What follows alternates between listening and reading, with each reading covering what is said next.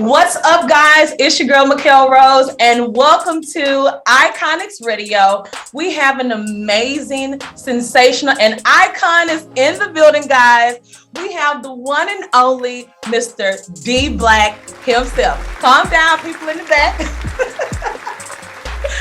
Yes, Mr.Black, how are you today?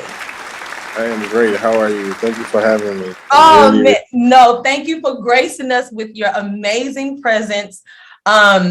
You're so heavy in the music industry. No matter what part of the country or the world you go into, you are like jumping right now. Thank you so much. I'm doing my best. And you're so humble with it. I've really done a lot of research on you. And your heart, your grind, your PhD. Oh, I didn't. Done your research. Yeah. I have really been listening to a lot of your words that you put out there, telling your story, and it's amazing. Now your music, man. Oh my God! Every time we playing you on the radio, I'm like, "There go D-Black." Everybody quiet. It's like turn up the speakers. D-Black is on, right? So let's talk a little bit about your album, newly released, "Loyalty." Mm-hmm. Yeah. The title really speaks volumes. Like, yes. Loyalty is everything in the world today. Why did you why did you title your album that?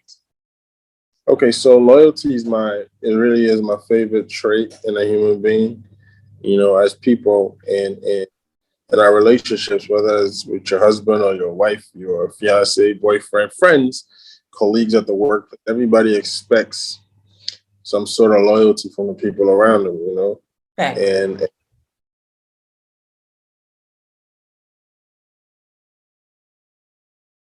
during COVID, and a lot of people's loyalties were tested, you know. Thanks. And it wasn't just me, but it was experiences that I was hearing from the people around me and stuff they were going. So I started writing this album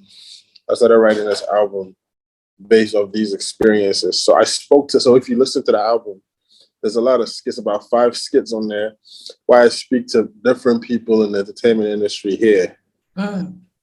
Ask them questions on their opinions on loyalty and certain situations that they found themselves in, or if how they would deal with.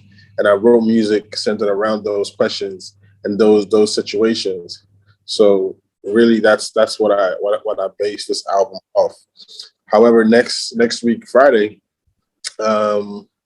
we dropped the deluxe of Loyalty. Yes.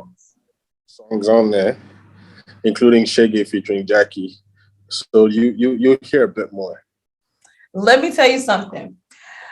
And I'm so glad that you said that you asked people questions and you kind of wrote around those answers, because listening to your album, especially Big Fish. Oh, I forgot to tell everybody. We got Mr. Big Fish in the building. The minister is here, right? Okay. What you saying? I see you did your research. Oh, I got to, man. You know, when the minister come in, you got to be ready, honey. You got to be ready. Okay. So, I'm so glad that you said that, because listening to your songs, even especially the new single that's out, the Shaggy, you like to tell stories. You love to tell stories, and your story is just as interesting.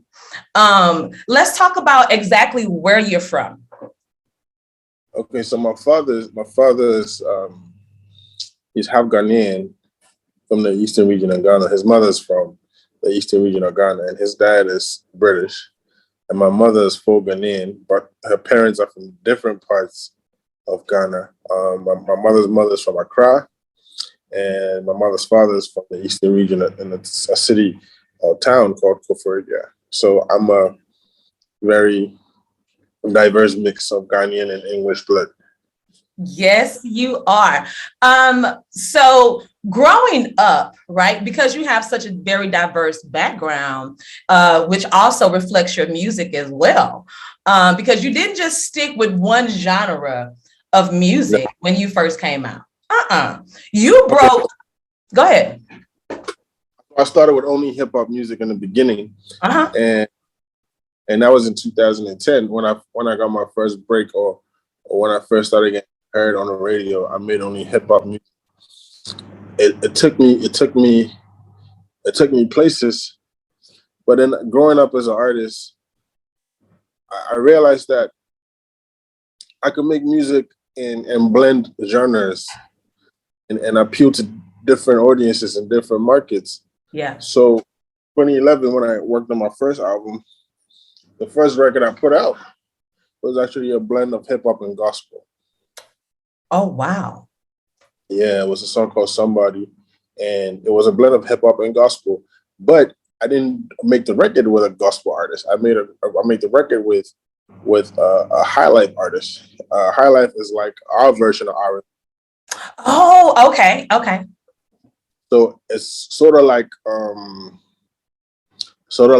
Mace doing a record that's gospel, Mm.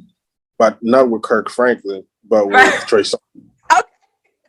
I got you. I got you. I got you. I like that. Now, music has always been a part of your life. Again, I say boldly, you broke the mold in Ghana because you were one of the first English artists to break onto the scene. Probably the only one. I know. Yeah. They called you the the English rapper, the English rapper. Yeah, so in Ghana, majority of the music that plays on the radio is in the local split. Okay. And anytime you want to throw in English there, you have to be a vocalist to be able to break through. And when you're a vocalist, you have to infuse it with the local language. So I'm really like, so when I make a song and it breaks top 10, is a big deal for me because the masses don't really have a firm grasp of exactly what I'm saying entirely on the records. Right. I try as much as possible to I don't have a firm grasp of the local language tree. Mm-hmm. So I create music predominantly in English. So I try as much as possible to try and incorporate or feature an artist that can relay the message on the hook or feature to be able to bridge the gap, you know? And so when I break these barriers and have a number one song or a top 10 record and everybody's appreciating the music and the music blows up, I'm really excited about it. Wow. I will tell you, thank you for that, because mission accomplished, man. I am such a huge fan of yours because you're so authentic with your style and you do it perfect. Your delivery, everything is just the way you melodically flow on the tracks, the stories you put in within your album, everything is done perfect. So thank you for that. Thank you for thinking about people around the world. I had no choice. So true. So true. And thank you again for that. Now, so you're from Ghana. You break into the music industry at a very young age. You break the mold. You're out. What's happening in your mind at that time to say, I'm not going to stop? Like, this is what I'm going to do. What was that pivotal moment that made you say, music is for me forever? This is it. Okay, so I put my first DBlack record out in 2011 as a solo artist. I put 2 singles out and then I put an album out. And I was rapping in predominantly English as usual. And I was getting a lot of airplay. I was getting a lot of love in the capital city, Accra. So I said to myself, there's 10 regions in Ghana. Okay. Why don't I go to every single region on tour? Find the money, come up with the money for the first city, use the profits I make from there to book the next city, promoting myself, or find promoters there, do profit split with them. And I didn't expect the promoters there to use their own money because I was new in the scene, So I was ready to pay for everything myself and do profit splits with them. So first city was a town called Kwewu, which is about 3 hours away from the capital.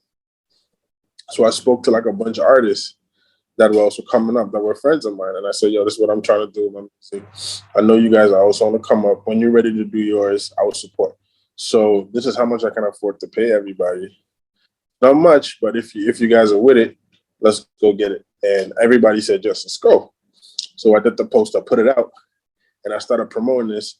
I went to the city. I went and paid for the venue. I went to the DJs, the stage, to set up the sound, everything. And I paid like deposits. I didn't have the money to finish paying. Wow. Let's say, for example, it cost $5,000. I paid maybe about $2,000 or $3,000. So I'm there chilling. I'm home, and I get a call from like a marketing agency that said, Guinness want to talk to you about your concert that you're trying to do in Korea. I'm like, who? So Guinness.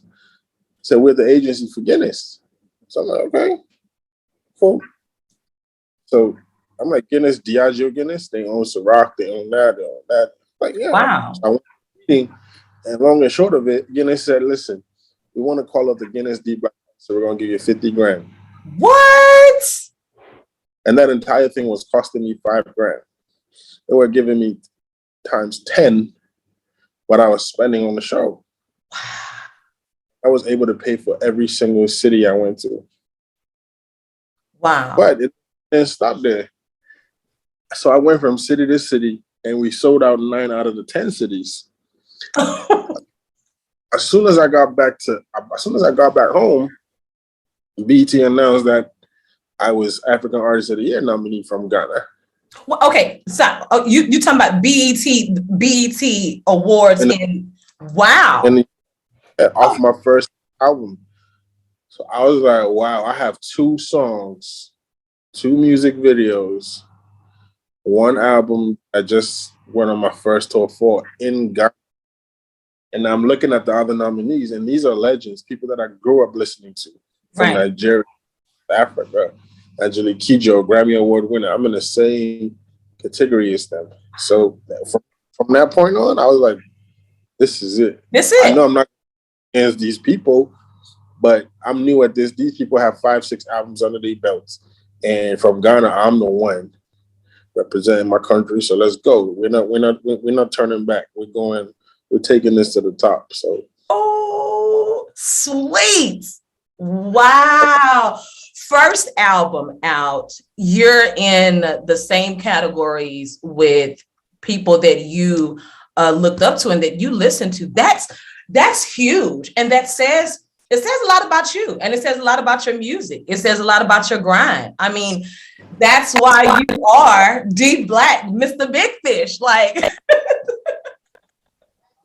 that's it, right? So, so I know that you are influenced by a lot of artists. Who are some of the artists that you inspire to work with today? Because you've worked with a lot of major stars, old school. Now you're bridging in the gap. You're bringing in the new school. You're doing a lot. So who are some of the artists that or producers you inspire to work with? Okay, so from a production point, I really love to work with Pharrell. I see he's gotten into the Afrobeats. The Afrobeats bug has been him. Yeah, I was working a song with him. And when it comes to artists, I'm not really looking to work with super commercial. I'm a very weird listener. I want to work with people like her. Come on now. Givian. Lucky Day. I don't know if you know who he is, but these are like some of the people that I want to work with, especially Givian, Sam Smith, Frank Ocean. I think Kanye West is a genius. I'd love to be in the studio with him. You know, Yeah. You know, everybody that you have named, these are like you said, musical geniuses, and they know their craft. They've studied their craft, the same as you. Which brings me to a very interesting question. So I know that, you know, when you broke the mold and you transitioned over into the highlight megastar that you are, you studied quite a few hip hop artists in the beginning. Let's talk about that. I know you listened to Nas in the beginning when you were first kind of, you know, Yep. Nas and a little Jay-Z, a little. Okay, so let's actually go in a little bit deeper because it also, again, it reflects your music and what you're doing today, which within bridging that gap. Hip hop now, Afro beats. You did this. You mash it together, and you're like on top of the charts. What is it about hip hop that influences you to do what you do now? Okay, so I got introduced to hip hop, or actually listening to music very late in my life. I grew up with my mother, and she wasn't into music at all. But I had 9 siblings from my dad's side, and most of them were older than me. I lived in the States and in London, and every time they came back, because we had different mothers, my mother was over there with her kids. Yeah. It was just, they were over there with their mom. But when I turned 13, 14-ish, my dad brought us all together. Oh, wow. So they introduced me to hip hop. So they brought me my first hip hop albums I ever listened to were Nas. It was written. And Jay-Z's Hard Knock Life 1, 2. Come on, classic. Yes. Busta Rhymes Extension Level Event. Yes. Miseducation of Lauryn Hill. A lot of the DJ Clue mixtapes with Benny Siegel and Memphis Bleak. So those were my first. That was my first introduction to hip hop, and I immediately fell in love with hip hop music from that point. Not just trying to be a rapper, but as a fan of hip hop music. Then when I got shipped off to boarding school, I started writing my own records because I'm so passionate about the music that I just got introduced to. Right. So I started writing so I could play these records that I listened to back home in my head. I could play the beats in my head, and I'll write my own record to those beats. And when I would find ways to record the records. I was passionate about hip hop music. I got kicked out of high school because I was in boarding school, so I couldn't stay my ass in school. I always wanted to get on a bus to Accra. My school was about 2 hours away, so as soon as class was out, I would get on a bus. You gone? Nobody, my parents not going to Accra, find a studio to record these songs I was writing. Wow. And in boarding school over here, when you get caught doing that 3 times, you get kicked out. So I got caught in my first year. I got caught in my second year. Then I got caught in my third year. So I got kicked out in my third year. So I had to write my finals from home. Then I went to university off writing my finals at home. And I still didn't stop chasing the music dream. As soon as I wrapped up uni, that same year was when I put out my first mixtape. I was in a group at the time. I put the first mixtape out in 2010. And then DBlack was birthed as a solo artist in 2011. And I haven't looked back since. I've been so passionate about music ever since then. Your story is so wow. And what you say? I should make a movie. Man, listen, you need to go ahead and put that in the works because it's definitely seriously for real. Please do the movie because I think a lot of kids can relate to you. A lot of people can relate to you. I got kicked out of school too, DBlack. I ain't gonna lie. I got kicked, but you're what? Yes, I did. But look, listen. when you're an icon, when you're meant to do what you're meant to do and you're changing lives and you're influencing people, sometimes you got to be a renegade. You know, you got you got to be a renegade, and you are definitely that. So, how long would you say it would take an average artist to make it in the Afrobeats industry? Like average. Without a major label backing you? Yeah. 3 to 4 years. 3 to 4 years.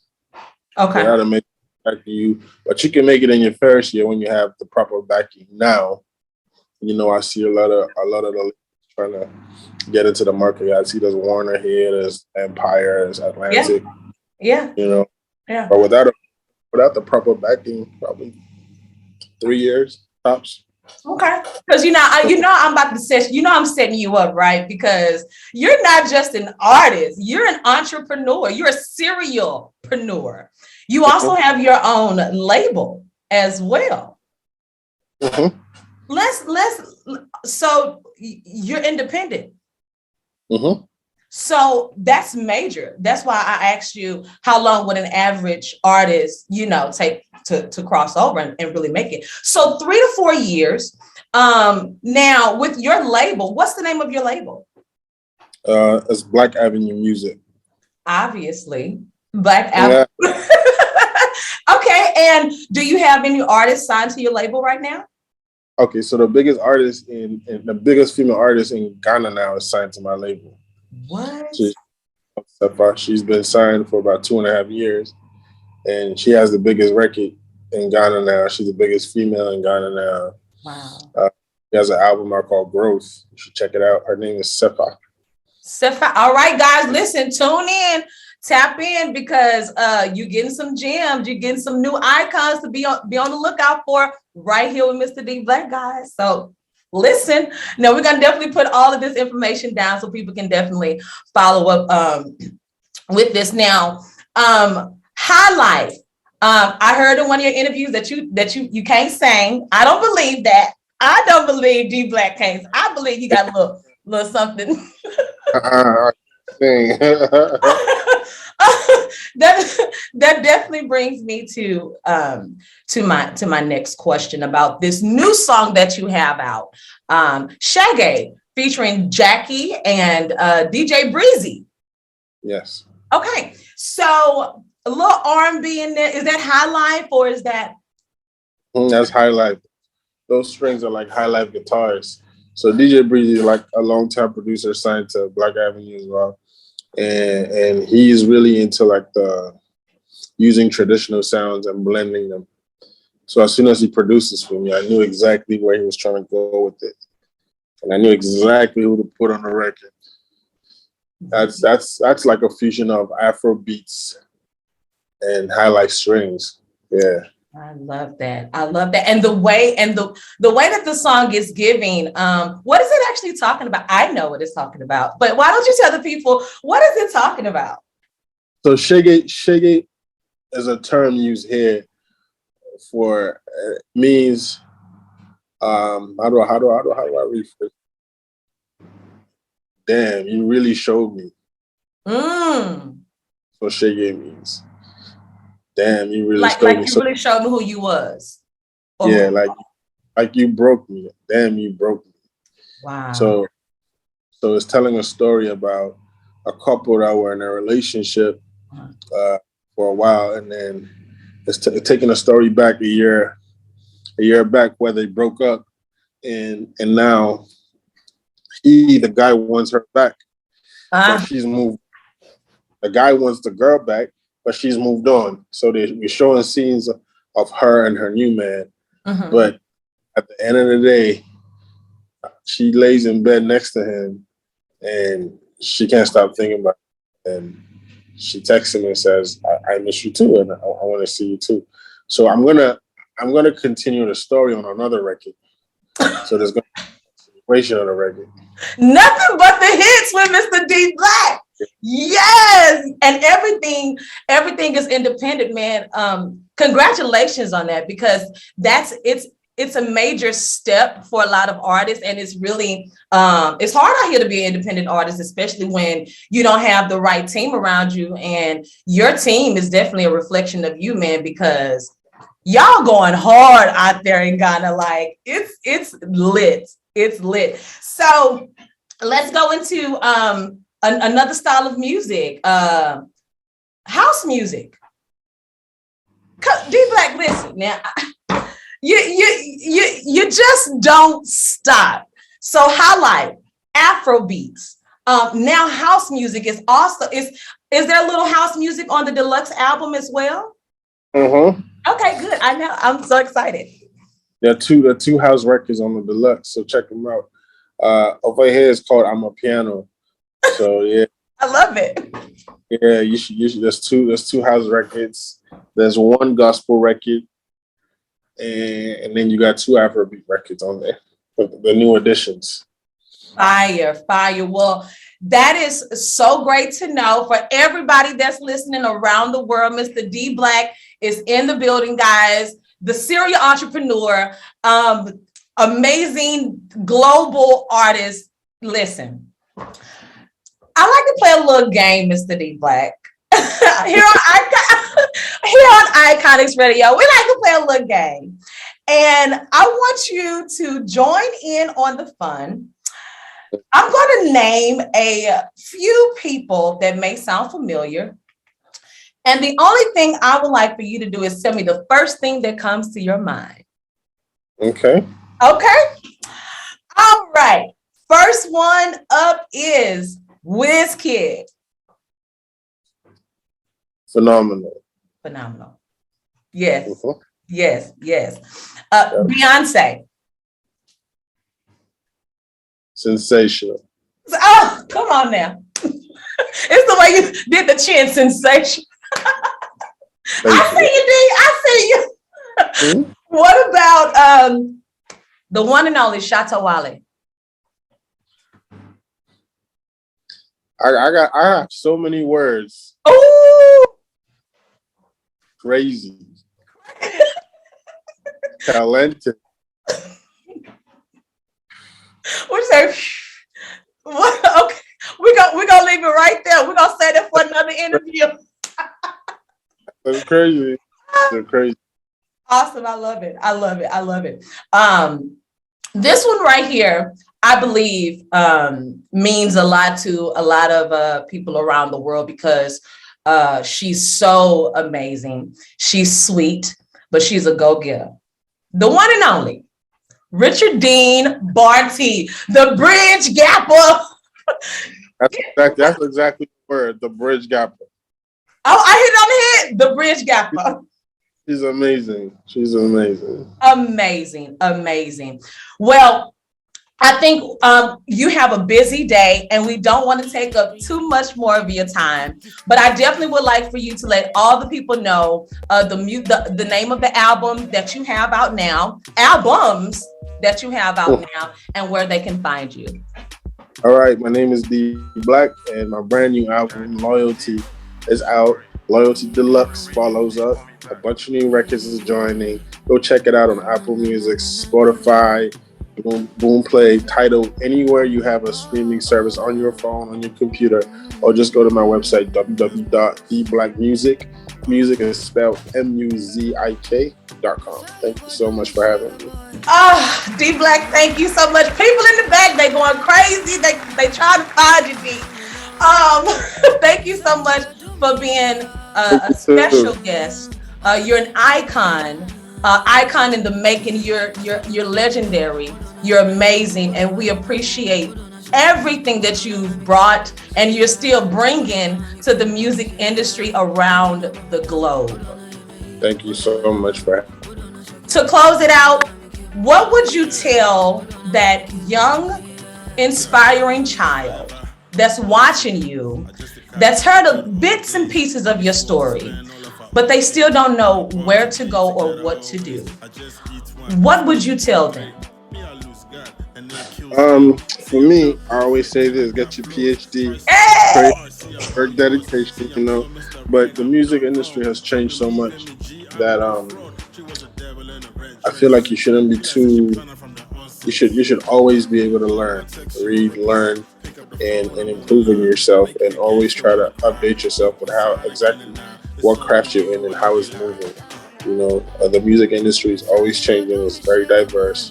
So to update yourself and be able to be abreast of what's going on, you got to be always willing to learn. Thank you so much, guys. Again, remember, PhD. Okay. Yep. Mr. Big Fish, bless you across the nation. Everybody, please go and continue to support the one and only Mr. DBlack. You be blessed. Have an amazing day, and congratulations again on all your success. So much. Yes, sir. Bye-bye. See, I shy rough, cause I cheated. And your level of trust I depleted. I'm defeated, my heart break down. For my life to give, see y'all laid down. Nobody better than you, nobody ever go be. Try my best to move on, it's impossible be. I said, where'd you do me?